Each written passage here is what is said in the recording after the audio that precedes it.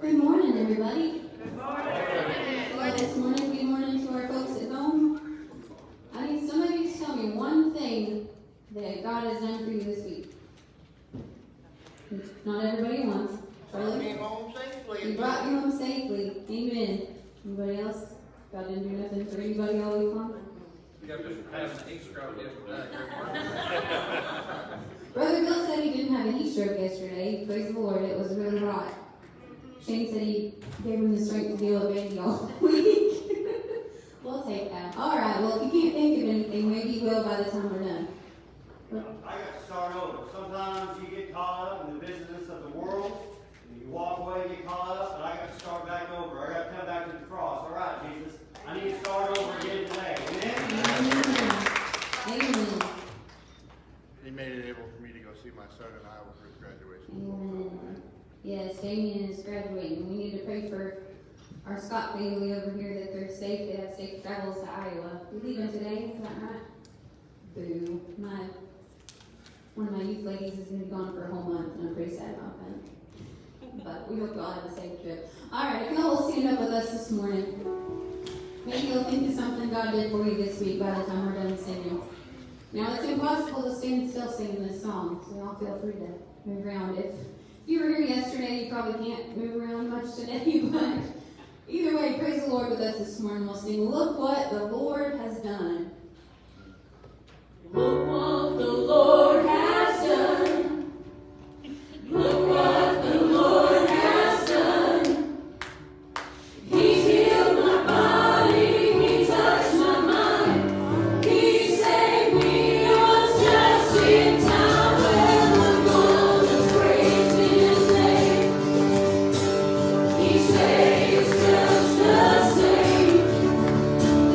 Come on and praise Him. Look what the Lord has done.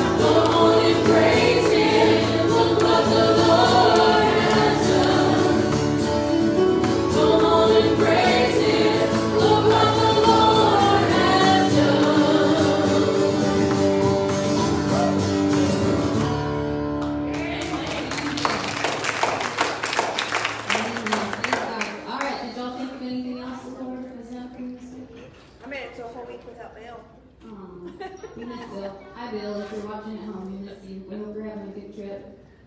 Alright. Y'all will sing with us. This next song is called We Fall Down. Now, I debated on doing this since a couple of people we know have both fallen down and got hurt this week. But we're talking about prayer this morning. And what better position than to be falling down, kneeling at the feet of Jesus. It's real simple. It's a real old song. Y'all just sing it with us. We fall down, we lay our crowns at the feet of Jesus this morning.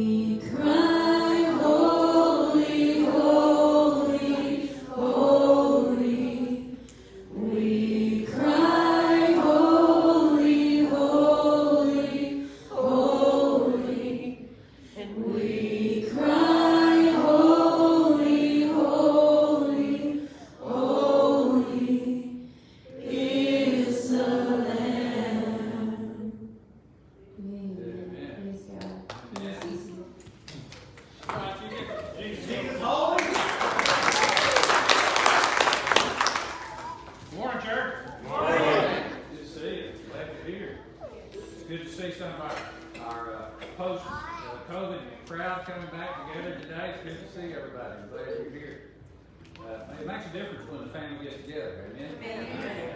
I had just a few announcements this morning.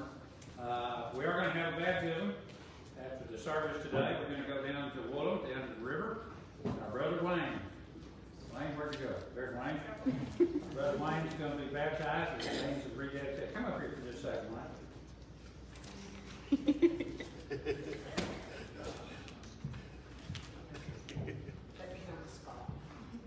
Really pull out Miss Danny. Miss Danny has a presentation for you this morning.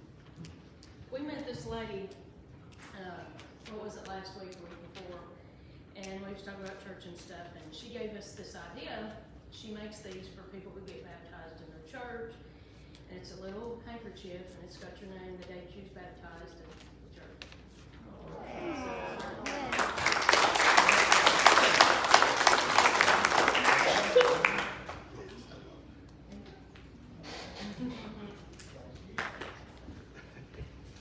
See, really, they were just worried about me putting my hand over my nose and mouth.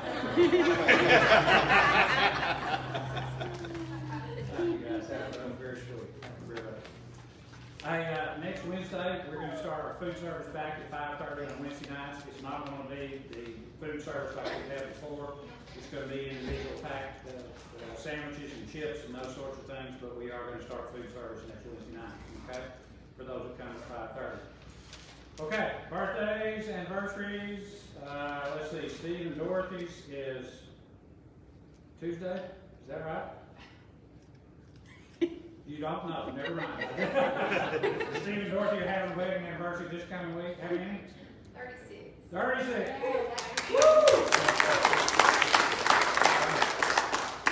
Now, I know Herschel's birthday was Friday, right, Miranda? Saturday, that's right. And Sue Goodman's was Saturday, so if you see them, wish them happy birthday. Now, we've got one that's coming up the 23rd, but David won't be here on the 23rd, right? He's gonna be in Iowa, so come up here, Big Dave. And we missed Evans. What? Wasn't here. That's right, we didn't miss that. Come up here, Evan. Boy, you, what a rat. She did have a birthday too. No. All right, church, you ready for the gusto? Here we go. Happy Birthday to you. Happy birthday to you. Happy birthday, God bless you. Happy birthday to you.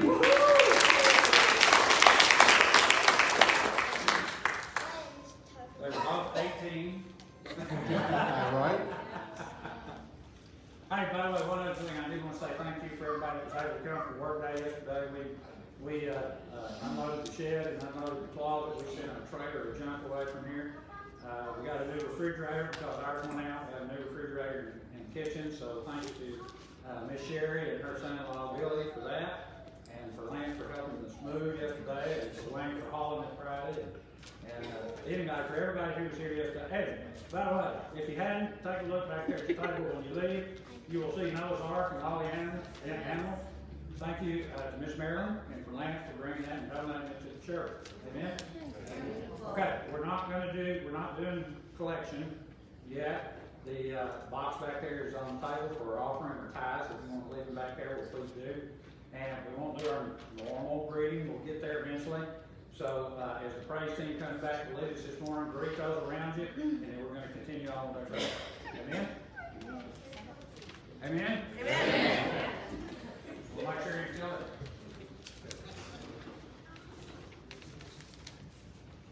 Alright, if y'all will stand up with us one more time this morning, before Brother Bill comes to bring the message. We'll sing a song, You Don't Have to Know How to Pray. It says, all you have to know how to say is Jesus. I don't know if you've ever been in one of those states where you don't even know what to say when you're trying to pray. And all you can do is just cry out to Jesus. And we hope and pray that as Americans and as a country and as Christians, that's where we will get. That we will just cry out to Jesus soon. Can't be soon enough. Y'all sing with us this morning. You don't have to know how to pray.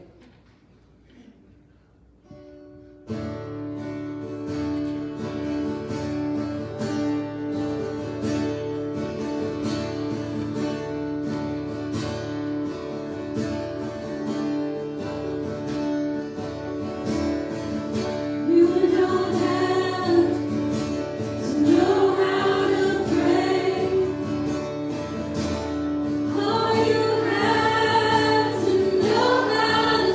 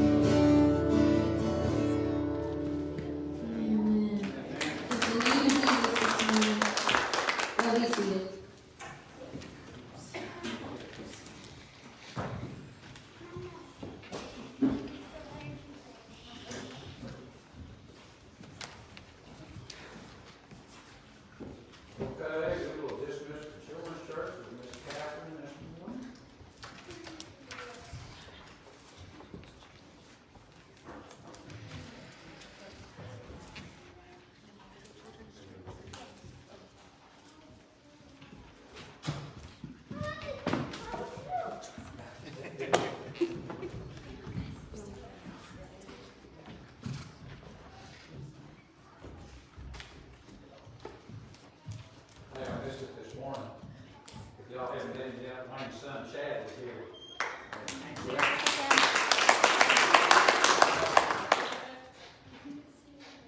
We're going to start out a little differently today, church, and I'm going to tell you this is going to be kind of a different message because this is something that God has so strongly laid on my heart this week. We're going to put Matthew chapter 6, verses 9 through 13 up here on the screen this morning. I'm sure that most of you know it already. But I'm not only going to ask you this morning to read that out loud with me, I'm going to ask that you pray it with me, that you pray it from your heart to the Lord's heart this morning. So please stand with me and honor God's word. And just read this out loud with me again. Pray it from your heart this morning. Our Father in heaven, hallowed be your name. Your kingdom come, your will be done, on earth as it is in heaven. Give us this day our daily bread, and forgive us our debts as we forgive our debtors. And do not lead us into temptation, but deliver us from the evil one. For yours is the kingdom, and the power, and the glory forever. And all God's people said, Amen. Thank you. Please be seated. You know, church, we right now we're in the time of year in Arkansas where we kind of have to keep an eye on the weather, right? Now, I've got a telephone, kind of ancient, but I've got a telephone that's got one of those standard apps on it for the weather. But basically, all it does is tell me what the temperature is, what the forecast is going to be. Now, I know because of smartphone technology that you can get apps that can do all kinds of things when it comes to the weather. Now, I read about one that's got a Doppler radar picture, puts a Doppler radar picture of where you are at that particular moment. It'll tell you the weather where you are. It'll tell you if there's rain coming. It'll tell you when the rain's going to get there. It'll tell you how long it's going to rain once it does get there. Sends you up to the minute alerts of any watches and warnings that might be in your area. You know, wherever you are, weather experts will come on and they will tell you everything that you need to know about the situation that you're in, where you are. You know, I looked at all that this week and I thought, that's really cool. But you know, there's one thing with all of that technology that they have not done yet. They haven't done anything to change the weather itself. I mean, you can't change it. You can trace the weather, you can predict it, you can chase it, you can photograph it, you can warn people about it, but the fact is you can't do not one thing to change it. I mean, when a tornado comes in, we can't stop it. What most we can do is hide from it and then clean up after it's over with. But we cannot change it, we cannot stop it. We can only watch it happen and then react after it's gone. Church, I don't know if you've noticed it lately or not, but there's another storm that's coming. Some say it's here. You can watch it. I'm quite certain that somebody has. You watch it on your computer, you watch it on your phone, watch it on television. Have you been watching? You know, I'm all in favor of a positive message, and I really hope that overall that's what comes out of this today. I want to be positive about this, but at the same time, we have to understand that the tide in our nation is changing. And it's largely becoming something that I fully suspect that most of us don't want it to be. Individual freedoms are being taken away. The very ideals upon which this nation was founded are being forgotten, denied, or outright hidden from people. In recent years, we have had some in very public offices stand and say that the United States is no longer a Christian nation, or that they've denied that it was built ever on Christian principle. Crime, certainly as we've seen lately, is absolutely rampant. Certain cities, entire cities have fallen into anarchy in the United States of America. People not only hate one another, but they murder one another and then try to justify it out of nothing else other than the color of somebody's skin. Internationally, this is not held only to the United States. Internationally, there's constant conflict now over in the Middle East. There's a growing hateful enemy over there called the Islamic State that seems to be absolutely bent on world domination and chaos. Church, there's a storm on the radar and it is headed this way. The question is what are we going to do about it? What are we going to do about it? I mean, is the tide of this nation like a storm cell that we can watch? I mean, we can trace it, we can chase it, we can predict it, we can run from it, we can photograph it, we can wonder about it all, we can hide from it, we can even clean up after it's here, but we can't do a thing to change it? I mean, is that the reality here? Yes. Is that the truth? We can't do one thing to change it. You know, Ian Mounds, I don't know if you read about him or not, was a man of great man of God, a great man of prayer, who was on the forefront of the front lines of revival and change in the United States some years ago. He once said this. I want you to listen to what he said. Prayer concerns God, whose purposes and plans are conditioned on prayer. His will and His glory are bound up in prayer. When the church is in a condition of prayer, God's cause always flourishes and His kingdom on earth always triumphs. When the church fails to pray, God's cause decays and evil of every kind prevails. Does that sound the least bit familiar?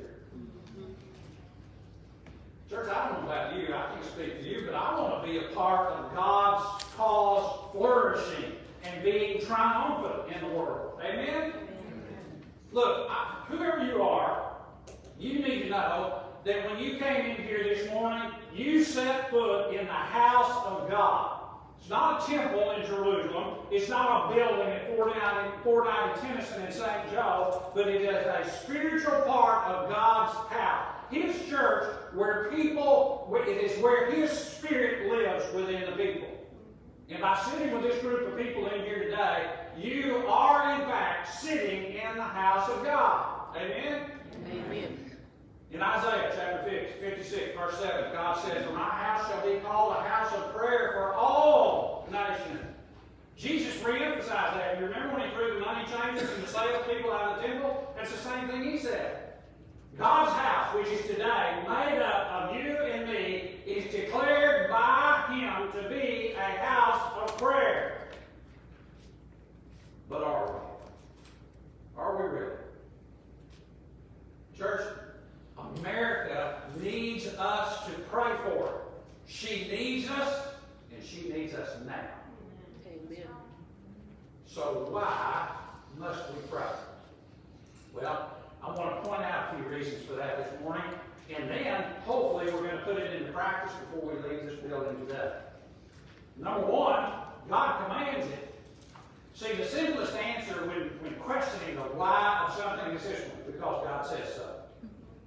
Now, we must be praying because it is commanded of us to do that. Let me give you some examples of how God assumes this of His people. All right?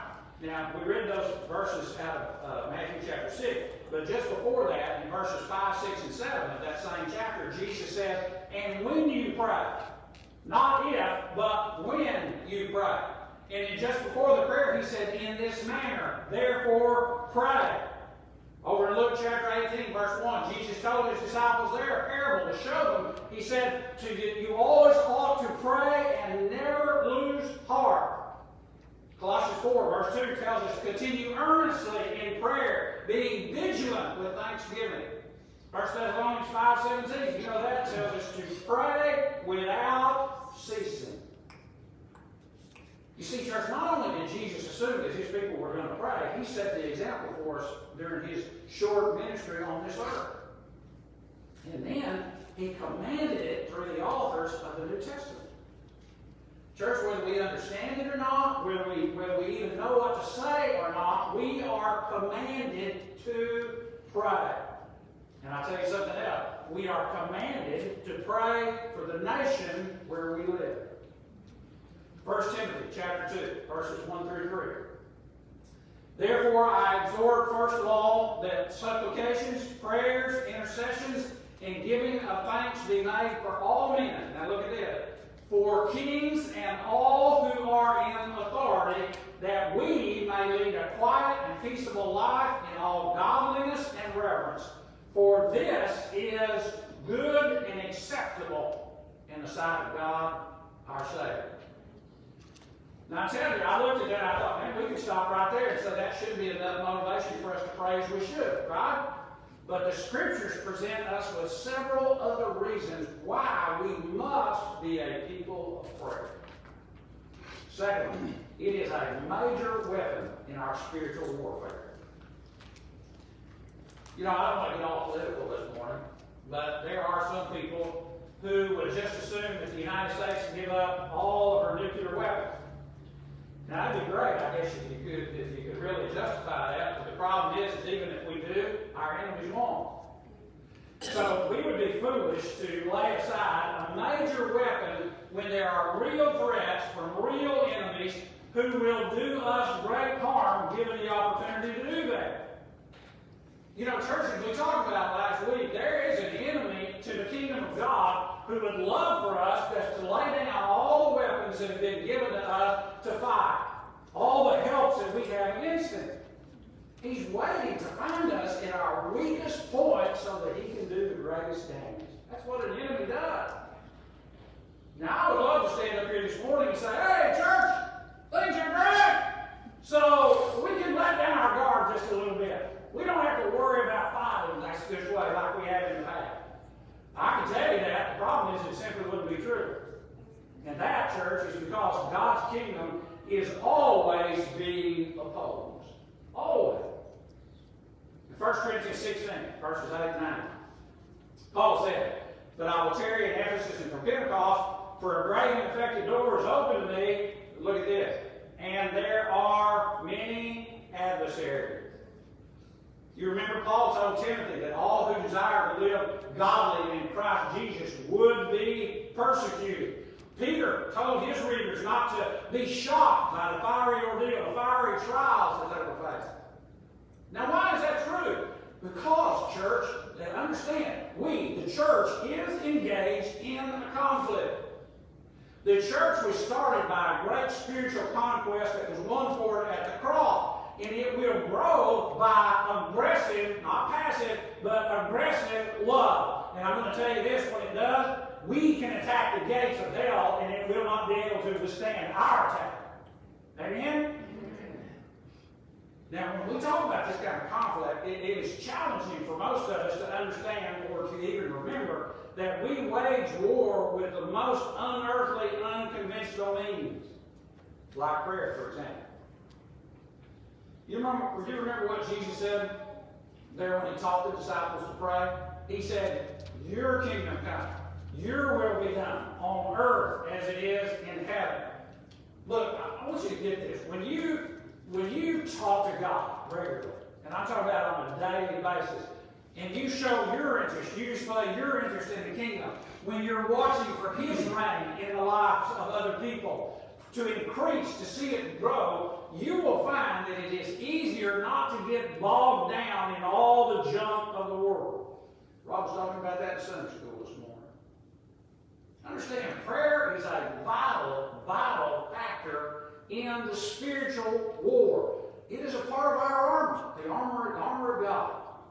Ephesians 6:18 says, praying always with all prayer and supplication in the Spirit, being watchful to this end with all perseverance and supplication for all the saints. Church, we have God. We must be a household of prayer because we are a people at war. Not in the Middle East, but in the heavenly realms. That's what Scripture tells us. It says, for though we walk in the flesh, we do not war according to the flesh. For the weapons of our warfare are not carnal, but mighty in God for pulling down strongholds. Listen, you know I love you, right? So you know what's coming. Listen, when we talk about things like this, and occasionally some of us we get to have some conversation, don't ever look at me and grin and giggle and say, well, Brother Bill, you know, I'm a lover, I'm not really a fighter. Don't tell me that. Because look, if you love people, and I'm talking about you really love people, then you understand this. You are engaged in this fight. Because where people spend forever hangs in the balance. It will be decided, it will be determined right here and right now. Amen. That's right. And prayer is one of our major weapons. Now, thirdly, when it comes to prayer, time and circumstances prompt us to it. Now, I realize that some of you may be better than others, but let me ask you to venture a guess this morning. If you had to guess, when do you think that my prayers would be most intense and most focused? I mean, when everything's going well, as I say, when everything is easy squeezy, lemon pleasy? Do you think that's when my prayer life takes on the most power? No. No. I'll confess to you, church, the times in my life that I have prayed the most sincerely and the most fervently and with the greatest focus have been times when life was challenging, in desperate situations, when there was a death, when there was a serious illness, when there was betrayal by brothers or sisters in the church, when there was financial hardship or other experiences that I've had in my life. Yes, just the same as you had. Same kind of struggle. You know, if you think about it, that's an ironic kind of motivation, but it works, doesn't it? I mean, when we get knocked down low enough, that's when we have the tendency to mostly look up. When we feel the weakest, that's when we have a tendency to seek more help. If you think about it from this perspective, when we are facing a test, we have much more of a tendency to seek out and talk to the teacher. You know, early on, the church entered into prayer because the believers found themselves in desperate need. Acts chapter 4. You remember Peter and John are arrested. They were threatened by the Jewish council. What happens? They get together with people and they begin to pray. Acts chapter 12. When Peter was put in jail, he was the next one to be executed. What did they do? The church was praying. Paul was put in prison, and he told the Philippians, "For I know that this will turn out for my deliverance through your prayer and the supply of the Spirit of Jesus Christ." You know, I mentioned in the beginning that there's a shift taking place in our nation, and I think we can all see it. Church, there is pressure, real pressure, mounting against people who wear the name Jesus. But understand this, God already said that hard times will come upon them. And the truth of the matter is that we ought to be more surprised when they don't. 1 Timothy chapter 4, verse 1 says, "Now the Spirit expressly says that in latter times some will depart from the faith, giving heed to deceiving spirits and doctrines of demons." 2 Timothy chapter 3, verse 1. "But know this, that in the last days perilous times will come." Now Scripture says that, so we know it's true, right? So what is that moving you to do? What is it moving you to do? Look, there is no shame, church. Are you with me here? There is no shame in letting hard times move us to more fervent, focused prayer. The real shame would be that we fail to pray. Church, look around you. Look around you. We must pray. Amen? Fourthly, the example of godly people encourages it.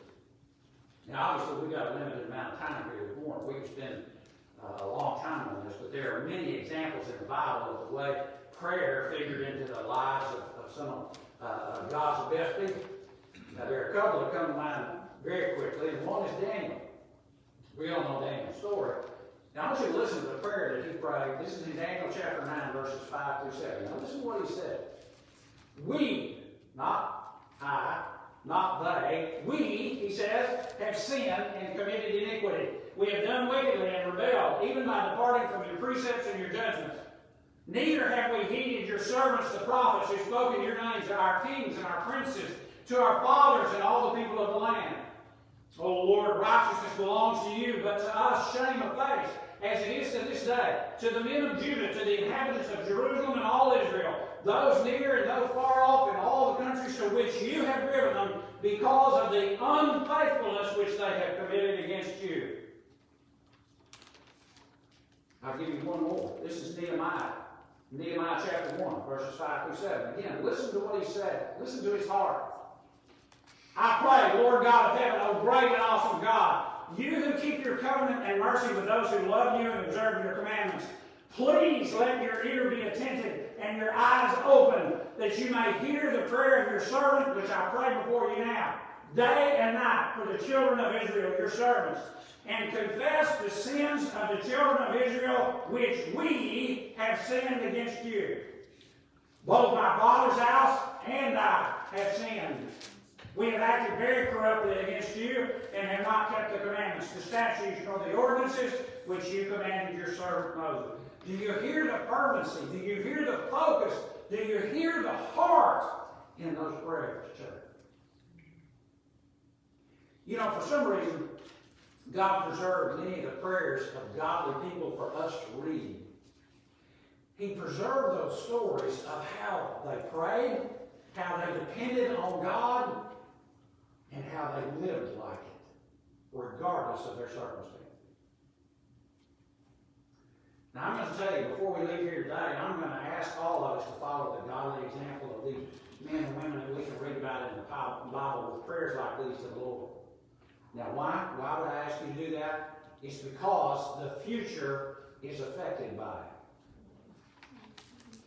You know, the idea that we're somehow going to persuade God or change His mind doesn't really fit with our understanding of God, does it? Not really. And now here's the way we kind of translate that thought. It usually comes out something like this. Well, prayer doesn't really change anything, does it?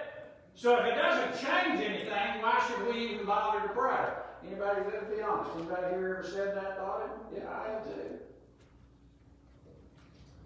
Now, here's the thing. If you ever feel that way, I would urge you to consider how many Bible events were shaped by prayer. Let me give you just a few, all right? Here's a quick list. Anybody remember Job? You remember Job? You remember at the end of the book of Job? Job's friends were spared because of Job's prayers. Israel was freed from Egypt because of the cries, because of the prayers of their people. Israel, when they rebelled against God in Sinai, they were spared because of Moses' prayer. Hannah, you remember her? Hannah prayed, God gave her a child named Samuel, became a great prophet of God. David prayed, God forgave his sin. Elijah, remember him? He prayed about the weather. There was a drought. Then he prayed again, and then there was rain. King Hezekiah was given 15 more years on his life because of prayer. Daniel was delivered from the lions because of prayer. Esther and the nation of Israel were delivered from annihilation because of prayer. Saul of Tarsus prayed. God sent him Ananias to help him become a Christian. Cornelius prayed. And God sent Peter to teach him the gospel. Those are just a few examples, church, that you can find in God's Word. Look, anybody who accepts the Scriptures cannot say that prayer does not shape the future, whether you understand how or not. Let me ask you a question this morning. If these things were true, if these things happened 6,000 years ago, 2,000 years ago, what about now? What about now? You know what? I'm of the firm belief that 244 years ago, come the 4th of July, prayer had a great deal to do with this nation that we live in today. I'm of the belief that prayer about 24 years ago had a great deal to do with the church where you're sitting this morning. Church, the same God. Do you understand that? The same God who never changes is the God that you and I approach in prayer today. Now, why would we think that the future is any less affected by our prayers unless it's because they're non-existent or they're just empty of faith and belief? You know what? God, think about this. God has brought us into a partnership in His Word. Man, he said, go back and read it. Look at the history of the Bible. It is just like God to make part of what He does dependent on His people. He's been doing that since the Garden of Eden, since the day that He created it. And I'm going to tell you something, He's still doing it right now today. You remember what James said? James said, you lust and you do not have. You murder and covet and cannot obtain. You fight and you war, yet you do not have because you do not ask. And then he says, you ask and do not receive because you ask amiss, that you may spend it on your pleasure. Look, I don't think this in a bad way, but I don't have to explain why God tells us to pray, nor exactly how it affects the future when God already knows the whole future. I'm just going to simply say that what God says is true. The future, are you listening? The future will be affected by our prayers or lack of prayers. If you believe that, say amen. Amen. Something else that's very important for us to understand, especially now, church, is that nations can be preserved through prayer. More than once, Israel faced a crisis, and prayer is what changed it. When they cried out to God. You remember Jehoshaphat, one of the coolest names ever? Jehoshaphat and the Hebrew people prayed that God would deliver them from the Moabites and the Ammonites, and He did. Again, Queen Esther and her people in exile were facing absolute annihilation, and an order was being issued to kill all the Jews. Queen Esther and the people prayed for deliverance, and God brought it. God even told His people that if they rebelled and they royally messed things up, which they did certainly more than once, but even if they did that, He said, if they would seek Him, if they would humble themselves, if they would turn from their wicked way and pray, He would hear, He would forgive them, and He would heal their land. And He tells you and I the same thing today. Very same thing. You know, when you talk about America, to me, one of the most touching depictions of our nation's shaky beginning is a picture of George Washington at Valley Forge. I don't know how much opportunity you've had to read the history of those things that are about George Washington personally. But in this one picture, in this depiction, he's seen off by himself, where he gets off his horse, and he kneels, and he's asking for the Lord's help as the early colonists sought to be free. See, regardless, I want you to understand, regardless of how some deny it, this nation began, was founded, its foundation was on the truth of God. And I'm going to tell you something, church. You and I, today, we ought to be standing for God's truth. As we reach out, not in harshness, not in bitterness, not in hate, but when we reach out to love people who are so lost and so confused about what life means and who they are.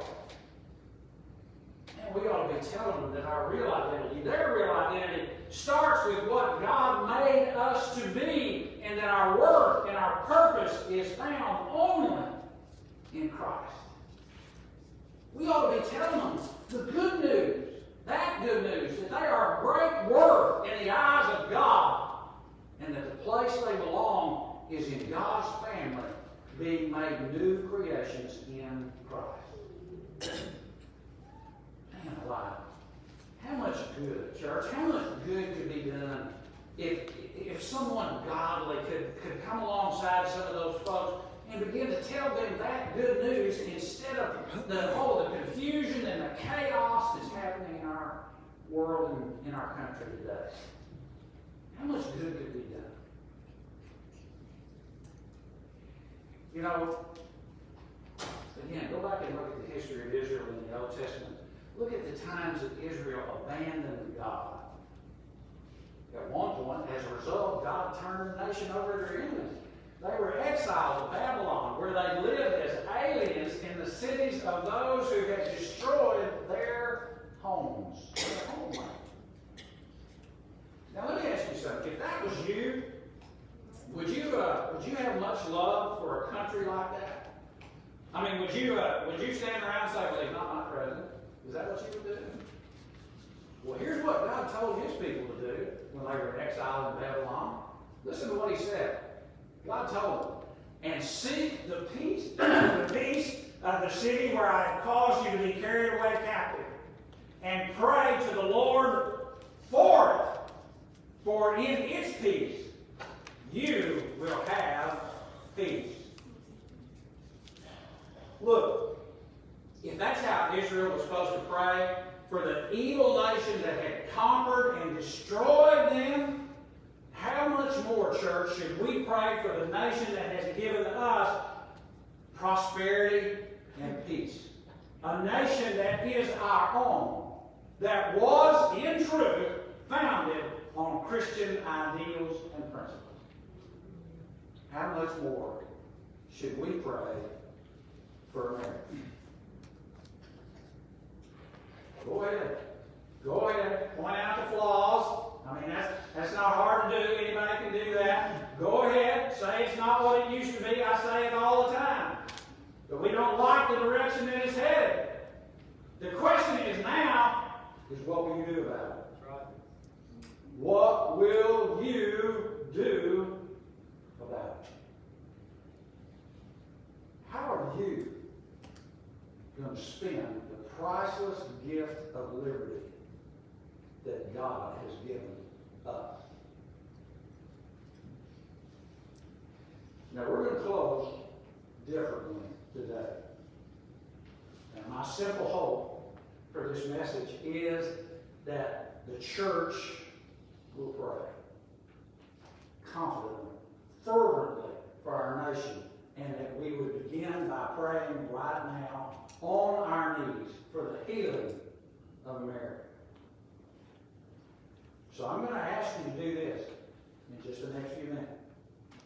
If you're able to get on your knees where you are, or if you want to come up here to the steps, to the altar, and kneel and pray here, then pray for America. In fact, on your outlines, on the back of your outlines today, I put a prayer guide if you need one. It says, pray and thank God for the way that He's blessed us with this great nation. Pray to follow the example of Daniel and Nehemiah and others by personal owning and confessing the sins of our nation and asking God to forgive us as a people. Pray and ask the Lord to help our nation's leaders. And pray specifically and ask Him to heal our land. Church, America needs us. And she needs us now. Now, if you're here today and Christ is not your Savior, if you want to talk to somebody about that, you come up here. I'll be up here. I'll be happy to talk with you about that. You already know about Wayne's baptism today. If you've got an issue of baptism and you want to talk with me about that, then please come and let me know. Or if there's something else. Otherwise, where you are or at this altar, I'm going to ask you to get on your knees and let's pray. Then when you finish, just move back to your seat, and then once everybody moves back, then we'll dismiss the service for today. There's no invitation music this morning. In fact, I'm going to ask Aaron to go ahead and cut off the live stream so that we can just come together and pray. If you've got an issue or something, you need some help, you give me a call later and we'll do that. But right now, America needs you. Get your knees and pray.